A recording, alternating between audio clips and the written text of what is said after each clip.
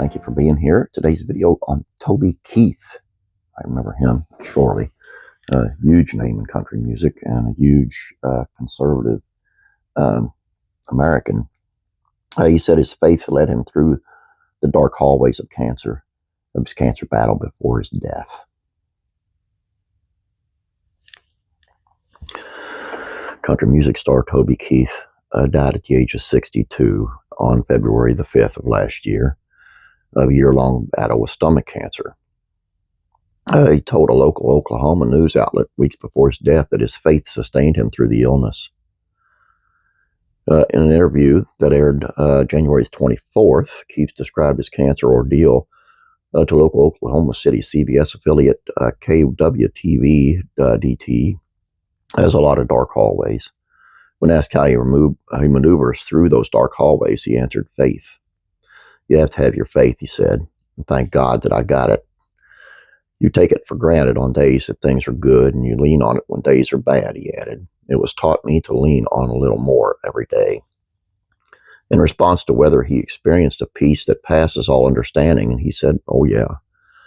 Keith was first diagnosed with cancer on October 2021.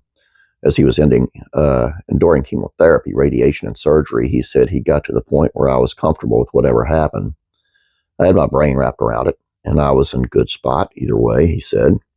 Cancer is a roller coaster, he also said. You just sit here and wait on it to go away. It might never go away. Born on July the 8th, 1961, in a small town in Clinton, Oklahoma, Keith's music career spanned 3 decades. Before he rose to fame in the 90s, he worked in the oil fields of Oklahoma and also played semi-pro football as a defensive end for the Oklahoma City Drillers. After going to Nashville, Keith inked a deal with Mercury Records and released his debut album, Toby Keith, in 1993, which went platinum and skyrocketed him to fame. Should Have Been a Cowboy from his first album became the most played country song of the decade, according to the Associated Press. He would release other hits such as How Do You Like Me Now, Beer for My Horses, and Courtesy of the Red, White, and Blue.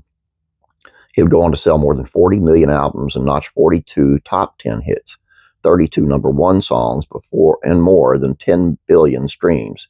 He also broke into the top 5 wealthiest country singers. He won the Male Vocalist of the Year, Album of the Year, and Academy of Country Music Awards in 2001 and was inducted into the Songwriters Hall of Fame. He also received a National Medal of the Arts in 2021 from President Donald Trump. He's very outspoken about his patriotism, getting into a tussle with the Dixie Chicks in 2003 after they publicly criticized President George W. Bush in the Iraq War. He played music for the troops during 11 USO tours. His last performance was on December 14th at Dolby Live at Park MGM in Las Vegas, the third in a string of sold-out shows, according to Variety. In September, Keith told Fox News that faith was his rock. I lean on my faith and I just pray and lean into it, he stated. You got to do what you got to do, and I don't know how people do it without faith. That's what I did. It was my rock. And he really went through it. I didn't add any pictures to this of when he was going through his sickness because he really looked so bad, and I wanted people to remember him as he was. And what a patriot, man.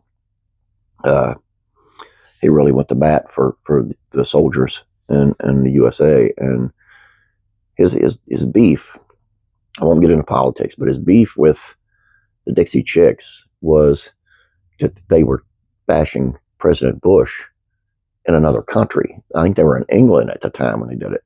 You don't do that, especially when it has patriotical as he is, man. And I'm surprised a lot of people did. It hurt their career pretty bad, but anyway, that's beside the point.